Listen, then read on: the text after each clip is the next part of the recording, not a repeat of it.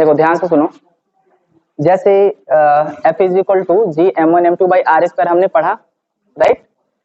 तो ये तो एक न्यूमेरिकल भी किया और उसमें डायरेक्शन के बारे में हम लोगों ने जान लिया, राइट। और अब हमको देखना है जैसे कि नॉर्मल एग्जांपल देखते हैं, तो एक बेसिक एग्जांपल, जैसे मान लो कि कोई, ये हमारे पास मैग्नीट्यूड का फॉर्मूला है, मैं डायरेक्शन अभी कंसीडर नहीं कर रहा हूँ। कोई दो आदमी है, ठीक है, एक का मास 50 kg है और कोई ए है ये, और ये बी है, इसका भी मास 50 kg है और दोनों 1 मीटर डिस्टेंस पे हैं, या उनके बीच का डिस्टेंस आप जो भी अपने फॉर्मूले के अकॉर्डिंग ले लो। इनके बीच जो तुम फोर्स निकालोगे, मैग्नीट्यूड ऑफ द फोर्स की अगर बात करो, F equal to G m1m2 by R square 6.67 into 10 to the power -11। m1 की वैल्यू 50 kg है, m2 की वैल्यू 50 kg है और r की वैल्यू कितनी है 1 मीटर। तो 1 मीटर का रखोगे, 1 मीटर का स्क्वायर। इसको जब सॉल्व करोगे आप, इसको जब आप सॉल्व करोगे तो वहां देखोगे कि जो वैल्यू आएगी उसकी 0.0167 न्यूटन, यानी 60 और 167 न्यूटन आया। मतलब 1 newton divided by 10 to the power 6। दो 50-50 kg के ऑब्जेक्ट हैं, 50-50 किलो के, 1 मीटर दूरी पर रखे हुए। जैसे मैं हूं, मान लो मेरा वेट 50 किलो का है और यहाँ पे कोई है आदमी, वो भी 50 किलो का है, तो जो उनके बीच में ग्रेविटेशन अट्रैक्शन फोर्स होगा, जैसे इधर आओ तुम, ये आ जाओ, नाम मैं इसका भूल जाता हूँ यार, रघुवीर, राजवीर, यहाँ खड़े हो, ऐसे मतलब मेरे सामने ऐसे ऐसे थोड़ा सा और 1 मीटर पे आ जाओ। देखो ये 1 मीटर के डिस्टेंस पे है, अगर मैं 50 kg का और ये 50 kg का और डिस्टेंस 1 मीटर का है, तो हमारे और इसके बीच में जो ग्रेविटेशनल अट्रैक्शन फोर्स होगा, यानी मैं इसको कितने अट्रैक्टिव फोर्स से खींचूंगा, इतने, और ये भी मुझे इतने अट्रैक्टिव फोर्स से खींचेगा, ठीक है। ये कितना कम है, थैंक यू यार, ये इतना कम है कि ये 1 न्यूटन, 1 न्यूटन मतलब 1 kg का कोई ऑब्जेक्ट है और उसको हम मूव करा रहे हैं 1 मीटर पर सेकंड स्क्वायर के एक्सेलरेशन से, तो जो ऑब्जेक्ट, जो फोर्स होता है 1 न्यूटन होता है। अब अगर हम देखो 1 न्यूटन के करीब में जाते हैं तो हम इसको लिखेंगे 1.67 इंटू 10 टू द पावर 1 2 3 4 5 6 -7। बताओ 1 न्यूटन का 1/7वां भाग ग्रेविटेशनल फोर्स लग रहा है, बहुत बहुत छोटा, इस वजह से हमें फील नहीं होता है। और अगर यही बात सन की होती है और अर्थ की होती है तो क्या होता है बताओ, ये चीजें बड़ी हो जाती है। समझ में आ गई बात है, तो ये चीजें होती हैं यहाँ पे, ठीक है। ये था एक छोटा सा एग्जांपल। अब बात ये है कि माइंड में आना चाहिए ये कि जो हमारे पास ग्रेविटेशनल कांस्टेंट जी है, इसकी वैल्यू कैसे निकाली गई, इसकी वैल्यू निकाली कैसे गई, इधर इधर देखिए, इसकी वैल्यू कैसे निकाली गई, ठीक है। अब कैसे निकालेंगे वो चेक करते हैं। अब इससे देखो, ये समझ में आ गई बात है। हेनरी कैवेंडिश से सही कह रहा है, करेक्ट। एक चीज तुम लोग को बता दे, एक होता है टॉरिजन पेंडुलम, उसको जान लो। इस तरीके से एक सस्पेंडेड कोई वायर, मान लो एक वायर है जो कि हार्ड वायर है, हार्ड वायर मतलब रस्सी कोई ले लो, रस्सी ले लो, या कोई मजबूत रॉड ले लो, मतलब मजबूत वायर ले लो, और उस वायर में क्या करो तुम, इस तरीके से एक डंडे को बांध दो इस तरीके से, और इस डंडे को क्या करो, ऐसे है तो ऐसे तुम इसको ऐसे थोड़ा सा रोटेट करो और छोड़ो, तो क्या होगा, ऐसे रोटेट करेगा कि नहीं, ऐसे ऐसे रोटेट करेगा। ये नहीं, अब ये रॉड थोड़ी ना है, एक वायर है, ठीक है। तो जब तुम इसको ऐसे करके थोड़ा सा ऐसे करके छोड़ोगे तो क्या होगा, ये ऐसे रोटेट करना चाहेगा। यानी जब तुमने इसको ऐसे किया, यानी तुमने एक फोर्स लगाया इधर की तरफ और इसमें अंदर की तरफ, ये रस्सी में थोड़ी सी ऐठन हुई, राइट। तो जो तुमने फोर्स लगाया, यानी जो टार्क लगाया, टार्क इसमें कुछ पोटेंशियल एनर्जी रख देता है, ठीक है। तो यहाँ पे क्या होता है, जो टाउ, जो इसमें पोटेंशियल एनर्जी यानी जो एनर्जी इसमें लगता है, वो एनर्जी की अगर हम बात करें वो होता है वर्क डन,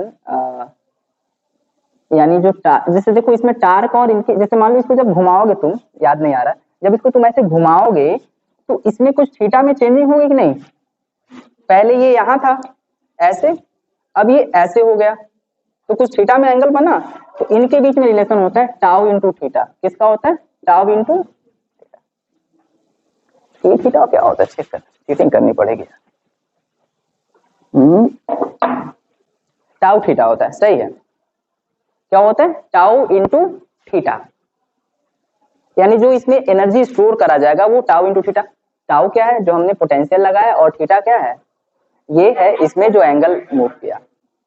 इसको और अच्छे से पढ़ा जा सकता है आगे, जब तुम लोग फिजिक्स पढ़ोगे तो उसमें बहुत अच्छे से है टॉर्जन पेंडुलम के बारे में। अब हेनरी कैवेंडिश ने क्या किया? हेनरी कैवेंडिश ने एक प्रैक्टिकल परफॉर्म किया। उन्होंने एक इस तरीके से वायर लिया जिसका थीटा और कुछ कांस्टेंट होता है जिसके बारे में उन्हें पता था, इनका कांस्टेंट था, उनके बारे में उन्हें क्या था? पता था। अब इस तरीके से एक रॉड लिया और इस रॉड के कॉर्नर पे एक शीशे का छोटा सा स्फीयर रख दिया और इधर एक शीशे का छोटा सा स्फीयर रख दिया। इनके बीच का जो डिस्टेंस है, इनके बीच का जो डिस्टेंस है वो मान लिया L। तो ये बताओ कितना हो जाएगा? L/2, और ये कितना हो जाएगा? L/2। ठीक है। अब क्या किया इन्होंने? एक स्फीयर, एक बड़ा सा स्फीयर, बड़ा सा शीशे का स्फीयर, शीशे का स्फीयर उन्होंने यहाँ पे रखा, इस जगह कुछ दूरी पर, कुछ डिस्टेंस D पर। यहाँ पे रखेंगे तो कुछ इस बोर्ड से कुछ दूरी आ रही है ना D, तो इस कुछ डिस्टेंस D पर रखा और वही स्फीयर इस बोर्ड के इसके वायर के जस्ट पीछे की तरफ रखा। अगर जब दोनों रखेंगे तो इसके और इसके बीच में कुछ ग्रेविटेशनल फोर्स होगा और इस वाले और उसके बीच में कुछ ग्रेविटेशन फोर्स होगा, यानी ये इस तरीके से वायर है तो ये थोड़ा सा इस तरीके से टिल्ट होगा, होगा कि नहीं? जब ये थोड़ा सा टिल्ट होगा तो देखा कि पहले था यहाँ पे, अब कहाँ चला गया? थोड़ा सा टिल्ट होके इनके बीच का एंगल निकाल लिया। क्या निकाल लिया? एंगल निकाल लिया।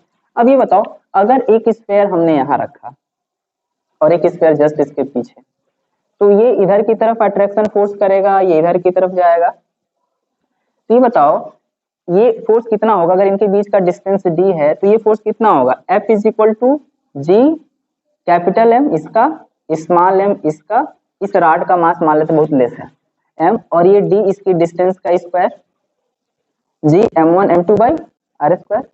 यही होता है ना फॉर्मूला। अब यहाँ पे ये क्या है? ये भी यहाँ पे भी ये फोर्स लगेगा। F = G m1 यानी capital M small m divided by D का स्क्वायर। ये क्या है? तुम्हारा एक्सिस ऑफ रोटेशन है। अगर इस एक्सिस ऑफ रोटेशन पे अगर किसी ऑब्जेक्ट पे अगर ऐसे फोर्स लगता है तो वो क्या कराता है? हाँ बोलो राजन।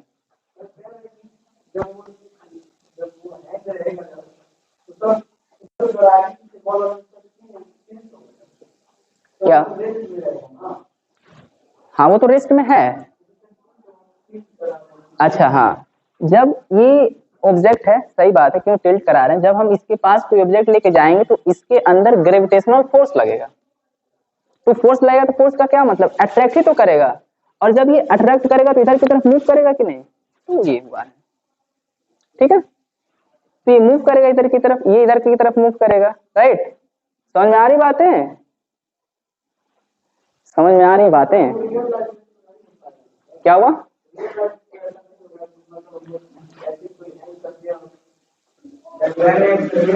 होगा होगा होगा। अरे एकदम रोटेट नहीं कर जाएगा, 1 मिलीमीटर 2 मिलीमीटर के करीब में जाएगा। अब ये नहीं पूरा एकदम नाच जाए, ऐसा नहीं होगा। अब ये नहीं कि फोर्स लगा, तुम लेके गए ग्लास और ग्लास लेके गया पूरा मारा, डंडा टूट गया, ऐसा नहीं होगा। 1 सेंटीमीटर नहीं 1 मिलीमीटर के करीब में रोटेशन होगा इसका, बहुत कम, बहुत प्रिसाइज तरीके से इसको मेजर किया जाता है। समझ में आ रही बातें? मुंडी मुंडी हिला दो यार, आ रही समझ में? चलो ठीक है, अच्छा है, ठीक है। देखो यहाँ पे M है, इसके पीछे कोई ऑब्जेक्ट है रखा है यहाँ पे। अब ये इसको अपनी तरफ, इसको ऐसे अट्रैक्ट करेगा। ठीक है, अब कुछ एंगल ये क्या कर गया? घूम गया। तो कितना एंगल घूमा हम उसको मेजर करेंगे। क्या मेजर करेंगे? हाँ निकिता, सेंटर से लिया गया, सेंटर से ही तो लिया जाएगा। ठीक है, तो हमने क्या मेजर, अच्छा ये बताओ, अगर कोई ऑब्जेक्ट है, कोई ये मान लो हमने कोई ऑब्जेक्ट लिया और हमने इसको यहाँ फिक्स कर दिया, इस पे कोई फोर्स लगाया जा रहा है इधर, तो ये फोर्स क्या करेगा? इसको रोटेट करेगा, और जब रोटेट करेगा तो ये क्या होता है? टार्क होता है। क्या होता है? टार्क। बहुत बढ़िया। अब ये टार्क होगा तो बताओ क्या होगा? Tau is equal to R cross F, और परपेंडिकुलर तो टाउ के मैग्नीट्यूड को हम आर एफ लिख सकते हैं ना। उसी तरीके से यहाँ भी बताओ, एक एक फोर्स तो इधर की तरफ लग रहा है, दूसरा फोर्स इधर की तरफ लग रहा है, तो कितने टॉर्क, एक तो ये हो गया उसको रोटेट कर रहा है उधर की तरफ, और ये इधर की तरफ रोटेट कर रहा है, तो बताओ फोर्स क्या है? F into G M small M D square, force, और डिस्टेंस कितना है एक्स रोटेशन से? L/2। ये इसका हो गया। इसी तरीके से इसका भी होगा। देखो ये इनसाइड ये आउटसाइड दोनों एक ही डायरेक्शन में रोटेट करा रहे हैं, तो क्या हो जाएगा? F G capital M small M by D square into L/2 is equal to tau into theta. Tau into theta कहां से आया? वो टॉर्जन पेंडुलम वाले कॉन्सेप्ट से आया कि हम अगर हम इस पे टाउ वैल्यू का डिफ्लेक्शन दे दें तो इसमें थीटा डिग्री का चेंजिंग हो रहा है, इतना काम कर रहे हैं तो इतना हो रहा है। ये हमको यहाँ से मिला है, टॉरिजन का हमने यूज किया इस वाले प्रैक्टिकल में।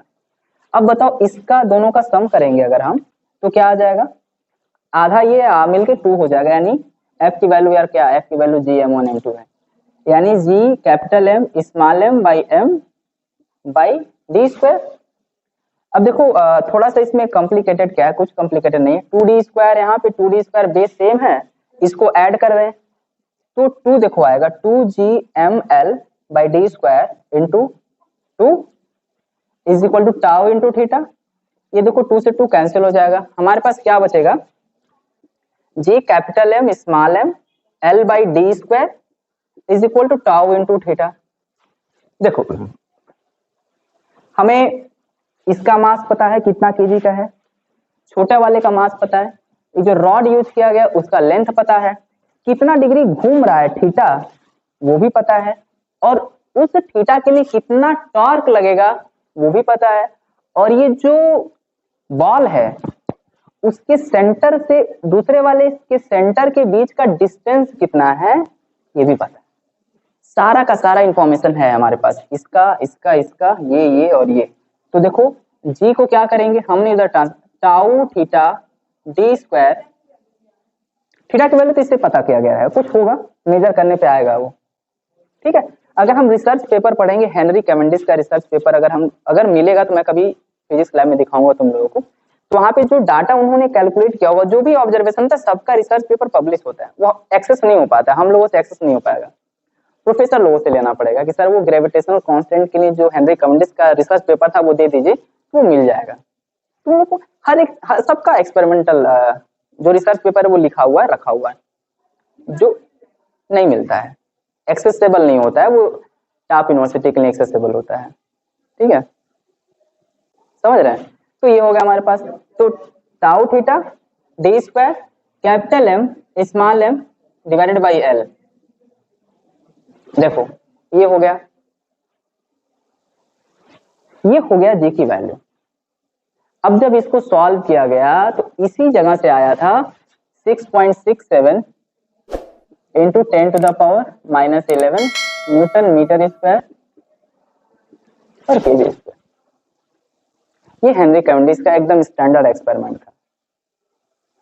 ठीक है, तो ये फिगर बना लो, ये फिगर, और बाकी बुक में है और इसी को देख के लिख लेना। चलो इसको लिख लो।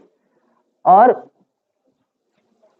कंसंट्रेशन मतलब शांति से बैठने से होता है,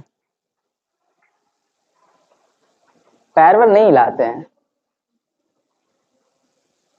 देखिए इधर, समझ रहे हो? हाँ चलो इसको लिख लो।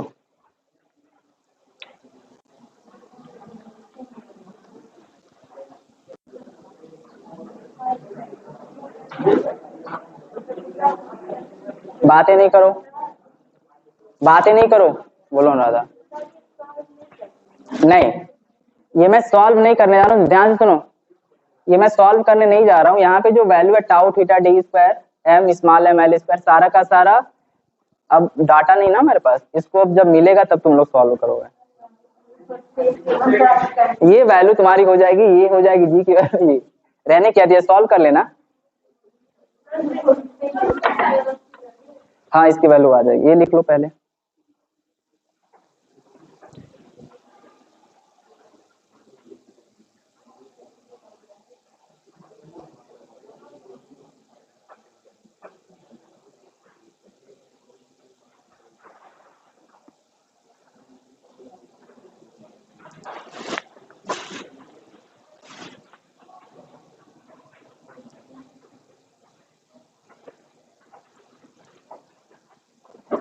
क्या हुआ, बस लिखो इसको।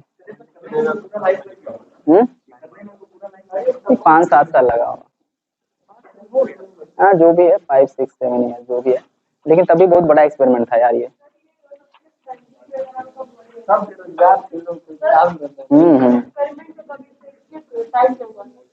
याद नहीं है किस टाइम पे ये हुआ था प्रैक्टिकल, बुक में लिखा होगा 1798 में।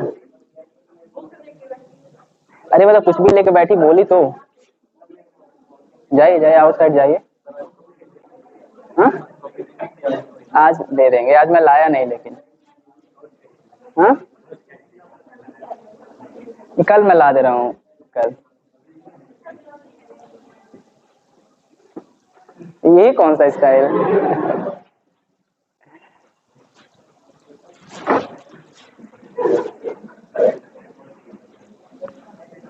इरेज कर दे रहे इसको। Gravitation due to,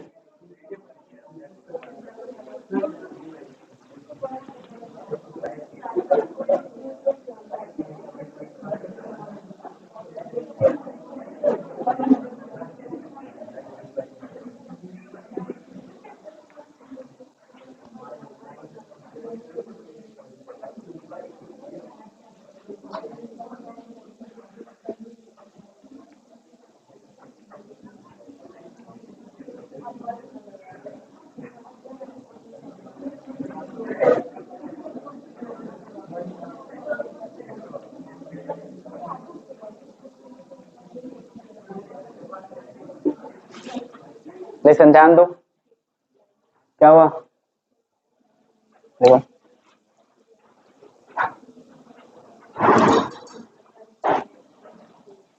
gravitation due to earth, ये सारा बुक में है, डोंट वरी, इस बुक से मिल जाएगा ये। हेनरी कमेंडिस है, बहुत बुक बहुत अच्छे से है। यहाँ पर ग्रेविटेशन ड्यू टू अर्थ, आ जाओ आ जाओ, ऐसे सीधे चले जाओ यार।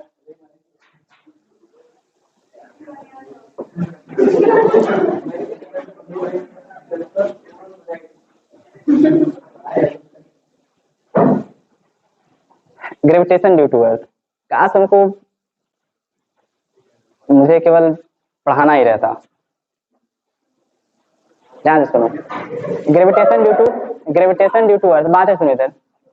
ग्रेविटेशन ड्यू टू अर्थ, अगर हम बात करें, इसको ग्रेविटी कहा जाता है।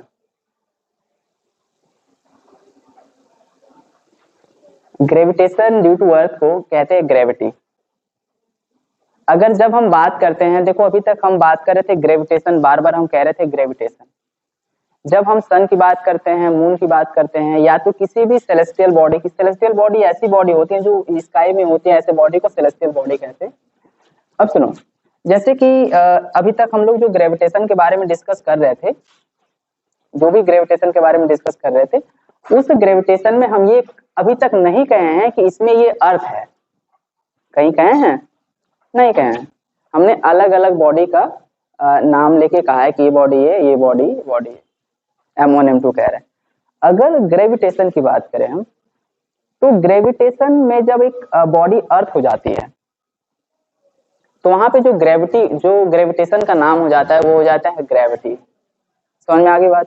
ग्रेविटी ग्रेविटेशन में ही अंतर है। यानी जब एक बॉडी अर्थ हो जाए और दूसरा कोई और, क्या बातें हैं?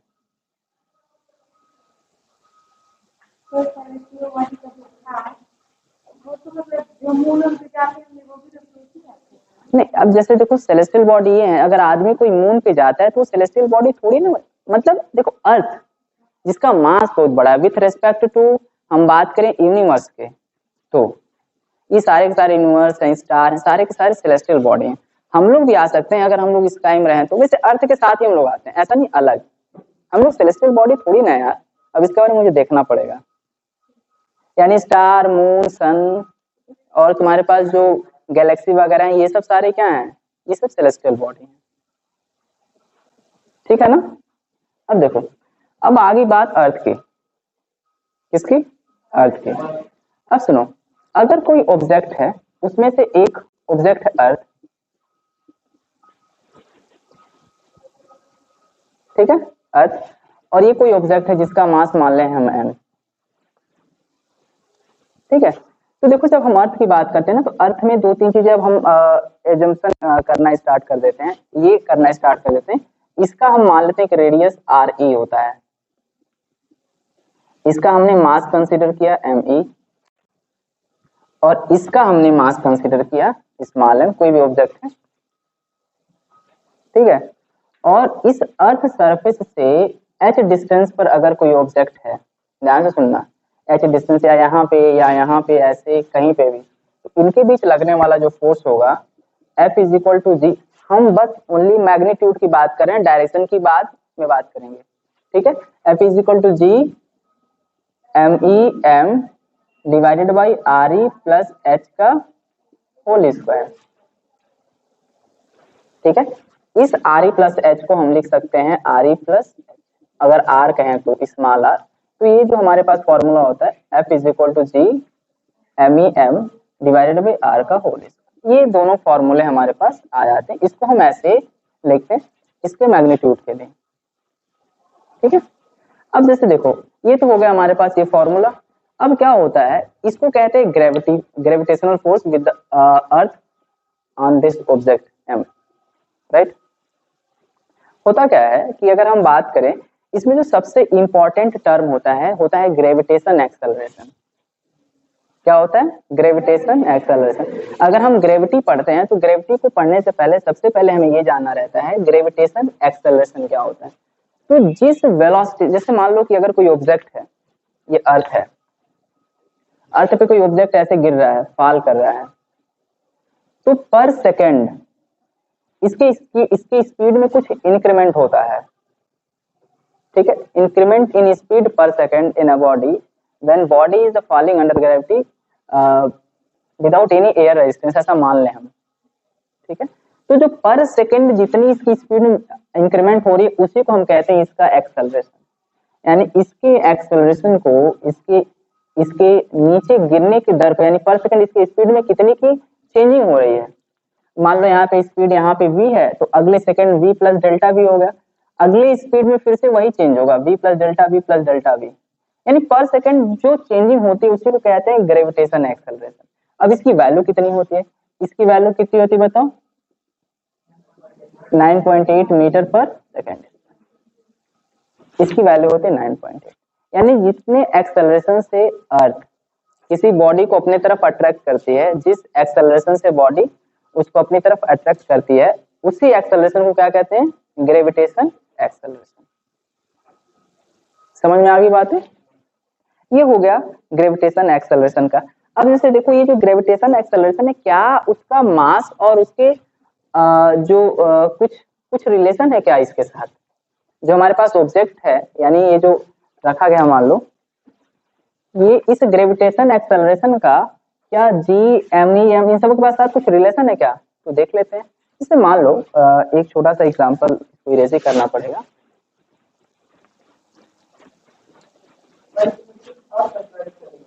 अर्थ भी अट्रैक्ट करते, देखो ये दोनों एक दूसरे को अट्रैक्ट करते हैं, लेकिन इफेक्ट क्या हुआ, बोलो बोलो। एक बॉडी तो अर्थ है, अर्थ भी अट्रैक्ट करता है और वो बॉडी भी अट्रैक्ट करता है, बट बात ये होता है कि जो इसका इफेक्ट होता है वो निग्लेजिबल हो जाता है विथ रिस्पेक्ट टू उसके क्या नाम है, अर्थ के।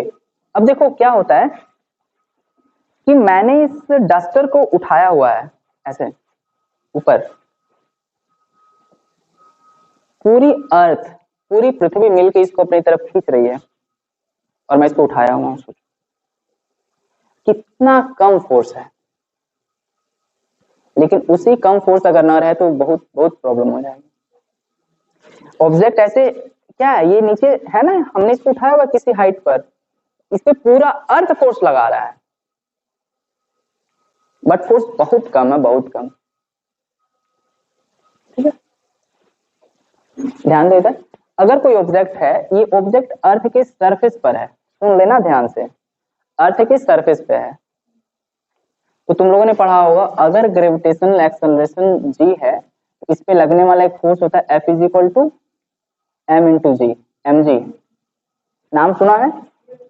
अब सुनो, कभी कभी क्वेश्चन ये आ जाएगा, सर कि ये जो ऑब्जेक्ट आपने बनाया है इसका अगर हम बात करें इसके बीच में ग्रेविटेशनल फोर्स क्या होगा? F is equal to G M E small M divided by R E plus H, यानी एच के जगह पे इसका जो है, इसका हाइट ले लो तुम एच, या आर मान लो, आर का स्क्वायर। अब जैसे रेडियस जो होता है ना इसका 6400 किलोमीटर होता है, 6400 किलोमीटर, और इनके बीच में अगर मैं कहूं कि ये 1 मीटर का कोई चीज है या तो 200 मीटर का कोई चीज है, तो कोई वैल्यू नहीं रखेगा। इस वजह से हम इसके रेडियस को हटा देते हैं, यानी कंसीडर नहीं करते हैं, G M E M by R E square रख देते हैं, और आर बहुत बहुत ही छोटा होता है आर ई से, इसलिए इसको छोड़ देते हैं। हमारे पास फोर्स का फॉर्मूला ये आ जाता है। तो इक्वेशन फर्स्ट से और इक्वेशन सेकंड से अर्थ के हम नियर सरफेस की बात करें, नजदीक सरफेस की 500-600 मीटर की, ठीक है ना, तो वहां पे ये इसके इक्वल, ये एफ इसके इक्वल हो जाएगा, तो एम जी इसके इक्वल हो जाएगा, M G is equal to क्या हो जाएगा बताओ? G small M by R E square, ये हो गया कैंसिल, तो बच जाएगा G is equal to G M E divided by R E. Very very important formula, ये कब है? ये ग्रेविटेशनल फॉर्मूला है, यानी इसको कहते हैं relation between small G and capital G. देखो ये स्मॉल जी और कैपिटल जी में रिलेशन होता है, G is equal to G M E by R E square, और यार G R E square equal to G M E. ये small जी और कैपिटल जी में क्या है? ये रिलेशन है, ठीक है, ये g equal to G M E by R E square, ये क्या है इनके बीच में? रिलेशन। अब जैसे देखो क्या होता है कि जब हम इसको सॉल्व करते हैं, जी की वैल्यू रखो, मास ऑफ अर्थ रखो, और आर रेडियस ऑफ अर्थ रखो, सॉल्व करो तो ये इतनी आती है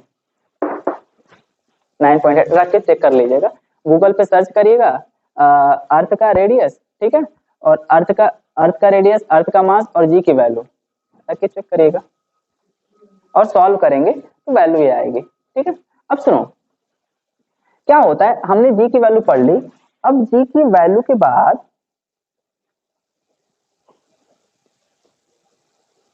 इसका मास निकाल सकते हैं हम लोग। जी की वैल्यू हम एक्सपेरिमेंटली निकाल दें, मान लो जी की वैल्यू हमने अर्थ का मास की बात करो, अर्थ के मास की बात करते हैं, तो बताओ जी और कैपिटल जी के बीच में क्या रिलेशन है? बोलो, जी बाई आर ए स्क्वायर। देखो अगर हमें अर्थ का मास फाइंड करना हो और अर्थ की डेंसिटी फाइंड करनी हो, ठीक है, मान लीजिए कि हमें अर्थ का मास फाइंड करना और डेंसिटी फाइंड करना, तो कैसे फाइंड करेंगे? हमने एक फॉर्मूला गेन कर लिया, G is equal to G M E by R A square. हमको मास निकालना है, M is equal to G R A square by G. हर जगह एक क्वेश्चन आएगा, हर जगह एक क्वेश्चन आएगा, ठीक है सर, आर की वैल्यू कैसे निकालेंगे? इतना बड़ा रेडियस, इतना बड़ा अर्थ है, आर की वैल्यू कैसे निकालेंगे? उसका भी ऑब्जर्वेशन से ही निकलेगा। ग्रेविटेशन एक्सेलरेशन की वैल्यू, ग्रेविटेशन जी की वैल्यू तो हेनरी कैवेंडिश ने बताया था, और इसकी वैल्यू हम प्रैक्टिकल लैब में सेंटर इससे पता करते हैं। कोई सिंपल पेंडुलम ले लें, और सिंपल पेंडुलम, ये प्रैक्टिकल है हमारे फिजिक्स लैब 11th का प्रैक्टिकल है ये, ठीक है। ये ऑब्जेक्ट का हम लेते हैं और t is equal to 2 pi under root L by G से, इस वाले फॉर्मूले से t इसका टाइम पीरियड लेके हम g की वैल्यू से कैलकुलेट करते हैं, तो ये कैलकुलेट हो गया। r की वैल्यू भी कैलकुलेट कर लेते हैं, और g तो हमने हेनरी कैवेंडिश से, यहाँ से हम इसका मास निकालते हैं। क्या निकालते हैं? मास निकालते हैं। अब कोई कोई कहते कि चलो इसका डेंसिटी निकालो, तो इसके डेंसिटी के लिए हाँ क्या करते हैं, कोई बताए क्या कहते हैं? वॉल्यूम चाहिए, तो मास का क्या लिख सकते हैं? याद करो डेंसिटी का फॉर्मूला क्या होता है? हाँ, मास अपॉन वॉल्यूम। तो डेंसिटी के लिए m के जगह पे लिख सकते हैं रो इंटू वी।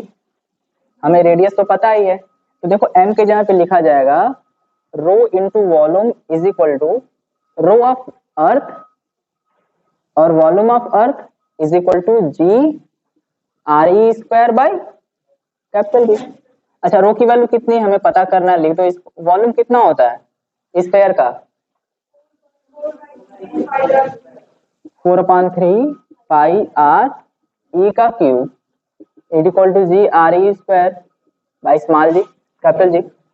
ये देखो, इसको क्या करे, इससे एक जी को आर स्क्वायर को एक आर स्क्वायर को कैंसिल कर दो, यहाँ पे आर बच जाएगा। तो देखो रो ई इसको करेंगे सॉल्व, तो 9 ये नीचे है, इसके साथ मल्टीप्लाई हो जाएगा 3 और यहाँ पर आर है 4 पाई आर, तो जी 4 पाई आर ई, ये हो जाएगी डेंसिटी। अब जैसे देखो इसका मास और इसकी डेंसिटी इस तरीके से निकाल सकते हैं। इसमें सब कुछ क्या, ये देखो ये 3 है, 3 यहाँ लिख दो, 3g अपॉन 4g पाई आर ई। जी कांस्टेंट है, ये भी कांस्टेंट है, 4 पाई आर ई कांस्टेंट, सबको सॉल्व करेंगे इसकी। अब देखो वैल्यू कितनी कितनी होती है ये लिख दिया जाए। इसका जो मास होता है, अर्थ का जो मास होता है, अगर इसको सॉल्व करेंगे तो एक्सपेरिमेंटली पाएंगे 6.0 into 10 to the power 24 kg। Huge mass, counting नहीं यहाँ तक है, इतना बड़ा इसका मास है, ठीक है, काउंटिंग नहीं है। और डेंसिटी की बात करें हम तो 5.5 kg 5.5 into 10 to the power 3 kg per metre cube. इसका क्या मतलब हुआ?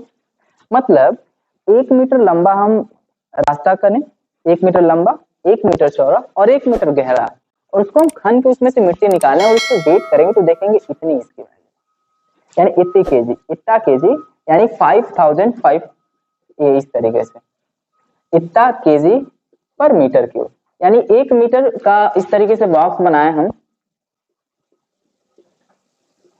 ठीक है। इसमें जो सारी मिट्टी आएगी इसका वेट इतना KG, that is density, density of the earth.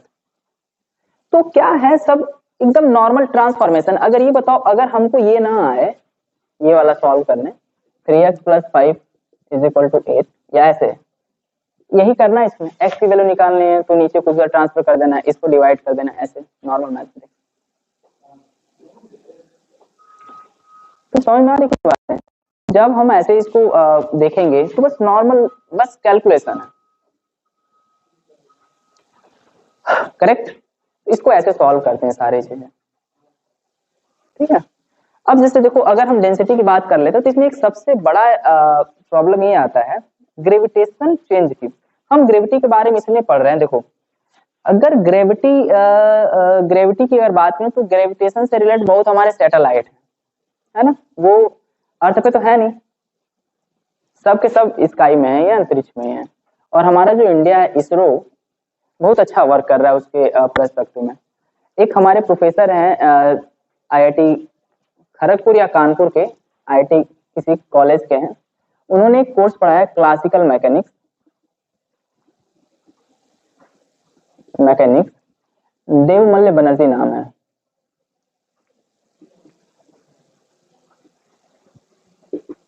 जो भी है, देवमल बनर्जी ने बहुत ही अच्छा क्लासिकल मैकेनिक्स पढ़ाया है। अगर आप उनके क्लासिकल मैकेनिक्स को समझते हो तो वो, अब ये बताओ किसी चीज को ऊपर फेंकेंगे तो उसमें एयर रेजिस्टेंस भी होता है, तो उन्होंने एयर रेजिस्टेंस को कैसे कैलकुलेट करते हैं उन्होंने ये भी बताया है।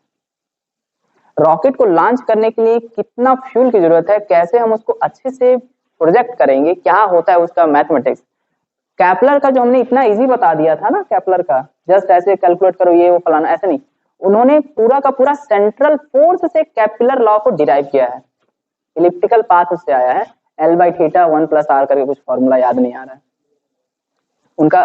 कैपलर का जो एक फॉर्मूला होता है L/r, पोलर फॉर्म होता है 1, ये याद नहीं आ रहा क्या है, बहुत अच्छा उन्होंने बताया, पढ़ा था बहुत दिन हो गया।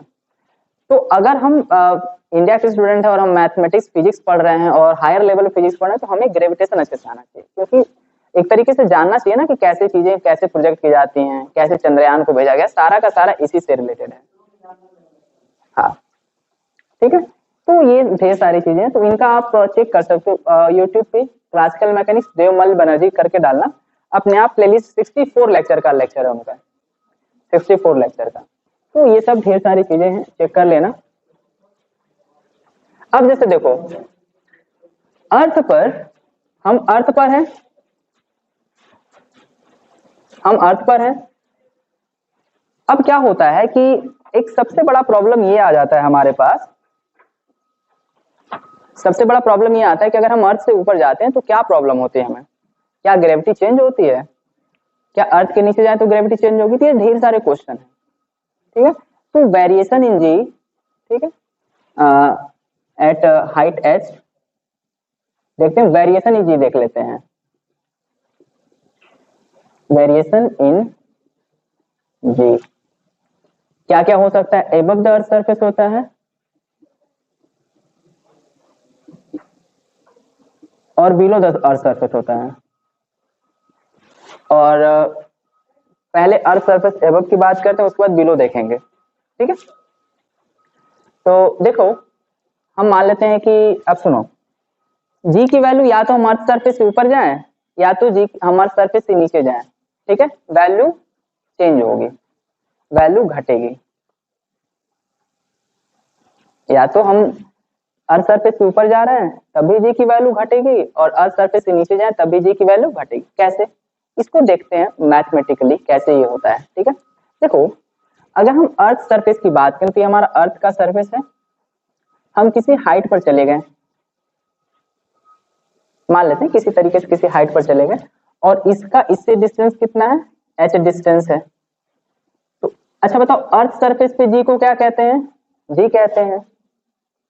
ठीक है, अरे बैठ लो, टेक को बुला के बैठ लो, कोई दिक्कत नहीं है, ये जी है। अगर इस वाली जगह की बात करें तो जी की वैल्यू कितनी हो जाएगी, जी एच, क्या कहेंगे, जी एच कहेंगे। देखो ध्यान सुनो, ये बात बहुत इंपॉर्टेंट ये बात है, ये जो है अर्थ, अर्थ के सरफेस पर, अर्थ के सरफेस पर ग्रेविटी को जी से लिखा गया, करेक्ट। इस हाइट पर, एच हाइट पर क्या लिखा गया, जी एच कहा गया। ठीक है, अच्छा ये बताओ, हम कह रहे हैं आपसे कि इस समय, इस समय जी का क्या फॉर्मूला है, अर्थ सरफेस पे G equal to G M E by R, ये हम जानते हैं, ये हमको बहुत अच्छे से पता है, करेक्ट ना। दूसरी बात, हम यहाँ पे चले गए, इससे ऊंचाई पर चले गए, तो क्या हो जाएगा, ये जी एच हो जाएगा, gravitation acceleration at height H is equal to, G तो रहेगा ही, मास ऑफ अर्थ चेंज नहीं होगा, लेकिन चेंज क्या होगा, distance are E plus H हो जाएगा, आर ई प्लस एच का होल स्क्वायर। हमको इसकी वैल्यू निकालनी है, इसकी वैल्यू निकालनी है, तो क्या करा जाए, नहीं क्या करो तुम, इस वाले में, जैसे इस वाले में इससे डिवाइड कर दो, ठीक है, इस वाले 2 में फर्स्ट वाले से डिवाइड करो, तो 2 का जो वैल्यू है, देखना ध्यान से, 2 की जो वैल्यू है G H is equal to G M E divided by R E plus H का होल स्क्वायर। यहाँ पे देखो डिवाइड करेंगे किससे, जी से, तो यहाँ पे कितना है, G small M by R E का। अब ये वाला सबसे ऊपर चला जाएगा और ये वाला यही रह जाएगा, तो देखो क्या होगा, G M E by R E का स्क्वायर, यहाँ पे आर ई सबसे, आर ई स्क्वायर सबसे ऊपर चला जाएगा, divided by G M E आ जाएगा, ये इसके साथ कैंसिल हो जाएगा, और ये बचा है जी एच बाई जी। तो देखो ये जी एच को क्या लिख सकते हैं हम, जी इधर भेज दो, G R E square divided by R E plus H का होल स्क्वायर। ये हो गया हमारे पास। यानी किसी हाइट h पर g की वैल्यू को हम इस तरीके से लिखते हैं g। इसको थोड़ा सा और इजी लिखा गया है बुक में, उसको देख लेते हैं। इसको लिखा गया है क्या, GH is equal to g। देखो ये कहाँ है, सबसे ऊपर, मतलब इसके नीचे डिवाइड किया गया है, इसके नीचे डिवाइड कर दें हम, इस जी आर स्क्वायर को इसके नीचे डिवाइड कर दें तो क्या आ जाएगा, आर ई प्लस एच का whole square divided by R E का स्क्वायर। इसको लिखा गया है G divided by R E plus H by R E का होल स्क्वायर। अब देखो जी वन ये कैंसिल हो गया, बच गया यहाँ पे one plus H by R E का होल स्क्वायर। ऊपर जाने पर जी की वैल्यू ऐसे चेंज होती है। अगर ये बताओ, अगर हम अर्थ के रेडियस के इक्वल ऊपर चले गए, अर्थ के रेडियस के इक्वल ऊपर चले गए, क्या हुआ,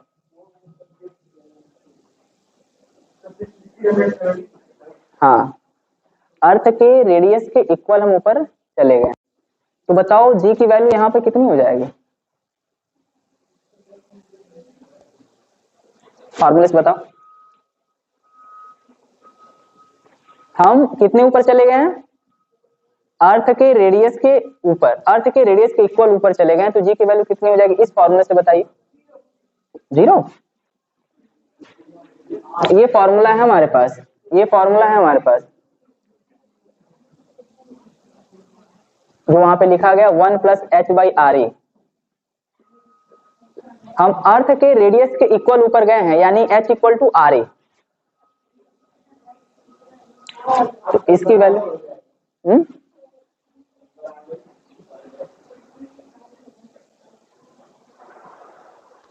जल्दी बताओ कितना होगा, 2। बताओ शीतल, निकिता बताओ, जी जी की वैल्यू कितनी होगी,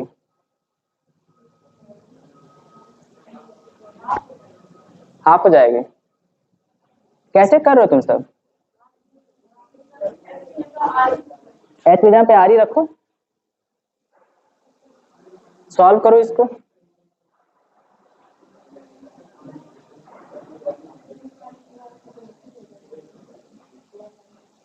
एच की जगह आर ही रखिए, सॉल्व करिए। अगर हम अर्थ सरफेस से आर ही ऊपर चले जाएं तो वैल्यू कितनी आ जाएगी,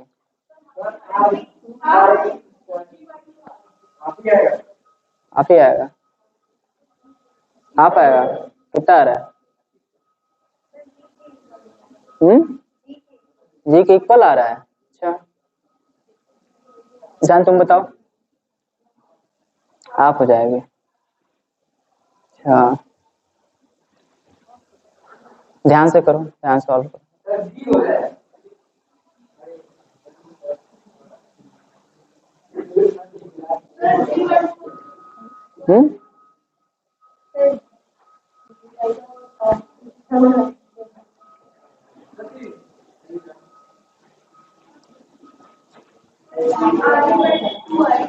टू आर ही हो जाएगा,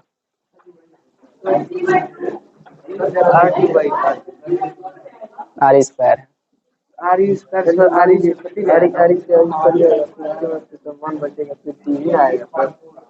उसको ध्यान से, ये वाला नीचे वाला ध्यान से करो राजा।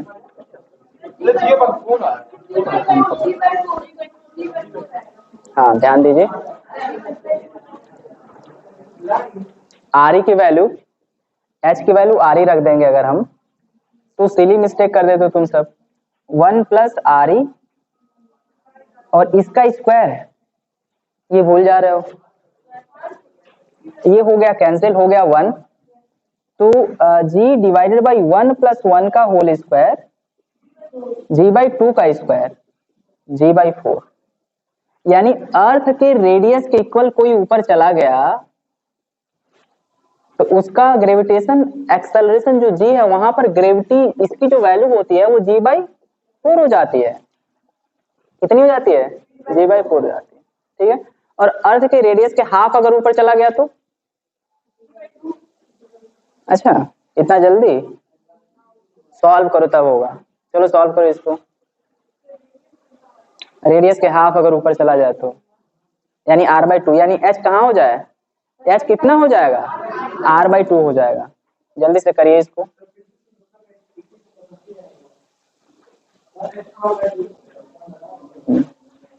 h इक्वल टू re/2 हो जाए तब।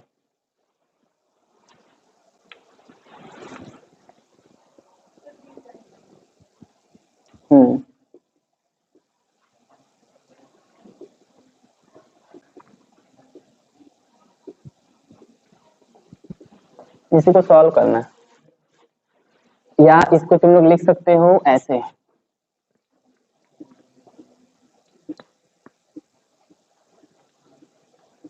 ऐसे।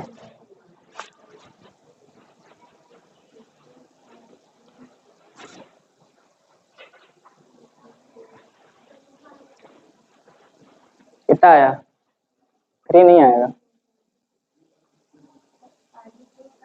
9 जी। अपन 9 कैसे, कौन सा कैलकुलेशन कर रहे हो तुम सब यार। हाँ कितना है रितिका, हाँ निकिता, 4g/9 आएगा ना। ये कॉमन मैथमेटिक्स नहीं पता, बातें जब पढ़ाते मैथमेटिक्स तुम लोग कहते हो क्या मैथ बता रहे हैं, क्या मैथ बता रहे हैं, और छोटे छोटे मैथमेटिक्स नहीं आ रहा है।